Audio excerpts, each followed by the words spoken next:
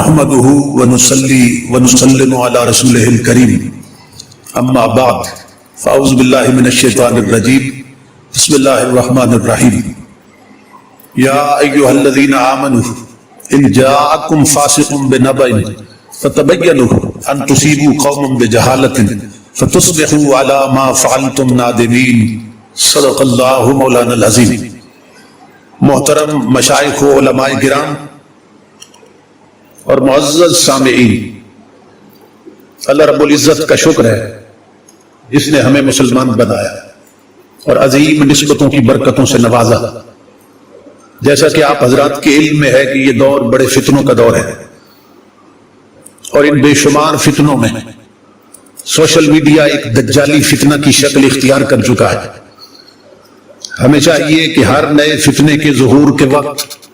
قرآن و سنت کی تعلیمات کو پیش نظر رکھیں۔ جیسا کہ آپ حضرات جانتے ہیں کہ میرے عقیدہ اہل سنت کے دفاع پر مبنی ایک خطاب کا 90 سیکنڈ کا کلپ کاٹ کر یہ باور کرانے کی کوشش کی جا رہی ہے کہ میں نے آل رسول کی گستاخی کی ہے اور ان کی طرف گمراہی کی نسبت کی ہے۔ خدا کی عزت کی قسم، میرے حاشیہ خیال میں بھی یہ مفہوم نہیں تھا جو شر پسندوں نے نکال لیا ہے۔ میں تمام مسلمان بھائیوں سے یہ گزارش کروں گا کہ میرے خطاب کو وہاں سے سنیں جہاں میں نے امام الانبیاء صلی اللہ علیہ وسلم کی افتراقی امت پر مبنی حدیث پاک کی تشریح شروع کی ہے۔ میں نے جس آل رسول کو اصحاب رسول کے ساتھ ذکر کیا ہے اور صحابی بننے کے وقت تک محدود کیا، اس کا یہ مطلب نہیں تھا کہ یہی آل رسول ہے جو اصحاب رسول کے زمانے تک ہوگی۔ اس دور کے حوالے سے میں صرف یہ نقطہ سمجھا رہا تھا کہ امام الانبیاء صلی اللہ تعالی علیہ وآلہ وسلم کے ظاہری زمانہ حیات میں کوئی خاندان رسول کا فرد اس وقت تک آل رسول نہیں بن سکتا تھا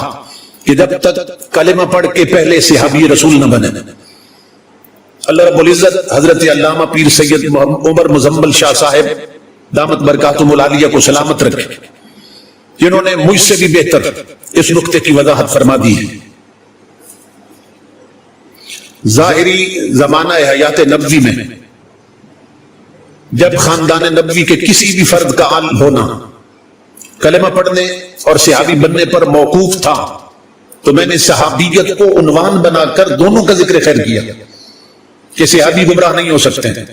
تو ہر شخص سمجھ سکتا ہے کہ جب اصحاب میں آل کا شامل ہونا ناگزیر ہے اور اس کے بغیر ان کا آل ہونا ثابت ہی نہیں ہو سکتا تھا، تو نتیجہ یہ نکلا کہ نہ آل رسول گمراہ ہو سکتی ہے نہ اصحاب رسول گمراہ ہو سکتے ہیں۔ یہ مضمون یہاں ختم ہو جاتا ہے۔ اب میں اس خطاب میں چونکہ عقیدہ اہل سنت کا دفاع اور بد مذہبوں کا رد کر رہا تھا، تو میں نے کہا کہ آقا علیہ السلام نے جنتی جماعت کا ذکر کرتے ہوئے لفظ صحابی استعمال فرمایا، لفظ آل نہیں فرمایا، کہ حضور علیہ السلام جانتے تھے کہ آنے والے وقتوں میں کئی بد مذہب لوگ اپنے لیے آل کا لفظ استعمال کریں گے کہ ہم بھی آل رسول ہیں، ہم بھی سید ہیں، ہم بھی سادات ہیں اور ہم بھی شاہ جی ہیں، ہماری راہ پہ چلو تو جنت ملے گی۔ لفظ آل کی آڑ میں بد مذہبوں کا دھندا چل سکتا تھا، اس لیے سلطان مدینہ صلی اللہ علیہ وسلم نے لفظ صحابی استعمال فرمایا تاکہ آنے والی امت کو معلوم ہو جائے کہ صحابی گمراہ نہیں ہو سکتے، یہ نام نہاد آل گمراہ ہو سکتی ہے۔ آج بد مذہبوں کے بڑے بڑے مراکز پر کئی سید، سادات، شاہ جی اور آل رسول بن کے بیٹھے ہیں۔ آج صرف علماء اہل سنت ہی نہیں، عوام اہل سنت بھی انہیں گمراہی سمجھتے ہیں۔ تو کیا یہ سب لوگ جو اصل آل رسول ہے، جو سچی اور سچی آل رسول ہے، اس کے گستاخ قرار پائیں گے؟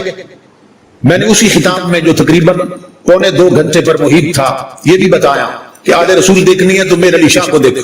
آل رسول دیکھنی ہے تو غریب نواز کو دیکھو، آل رسول دیکھنی ہے تو غوث اعظم کو دیکھو۔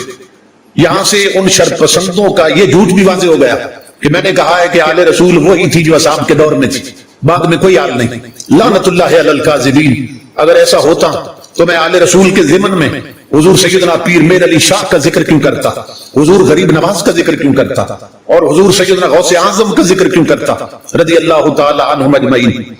جہاں تک آل رسول اور اصحاب رسول کی غلامی کا تعلق ہے تو ہمارا خاندان یہ تو پیدا ہی ان ہستیوں کی محبت پر ہوا ہے، گتی بھی ان کی محبت کی دی گئی ہے، ہم تو ان کے غلاموں کے عنوان سے پروان چڑھے ہوئے ہیں۔ میرے بڑے بھائی جان کا اسم گرامی صاحبزادہ محمد ابو بکر ہے، میرا نام محمد عمر ہے، مجھ سے چھوٹے کا نام عثمان ہے، محمد عثمان، اور ان سے چھوٹے بھائی کا نام محمد علی ہے، اور ان سے چھوٹے بھائی کا نام محمد حسن ہے، میرے اپنے بیٹے کا نام حسنین ہے، میرے بھتیجے حسنات چشتی صاحب کی بیٹی کا نام فاطمہ ہے، میرے بھانجے کے بیٹے کا نام حسین ہے۔ جس گھرانے میں علی بھی ہو، فاطمہ بھی ہو، حسن بھی ہو، حسین بھی ہو، حسنین بھی ہو، وہ گستاخوں کا گھرانہ ہے یا آل رسول کے غلاموں کا گھرانہ ہے؟ حضرت شاہ نصیر الدین نصیر رحمت اللہ تعالی علیہ کے یہ اشعار میرا عقیدہ بھی ہے، میرا وظیفہ بھی ہے، جو میں کبھی کبھی خطاب میں پڑھتا بھی رہتا ہوں کہ حب شبیر نہیں ہے تو عبادت ہے حرام، نہ نمازیں نہ وظیفے نہ سجود اور قیام، روزہ و حج و تسابیح و زکوٰۃ و احرام، نہیں مقبول یہ اللہ کو بے حب امام، خواہ میری یہ فراست ہے کہ نادانی ہے، حب اولاد علی شرط مسلمانی ہے۔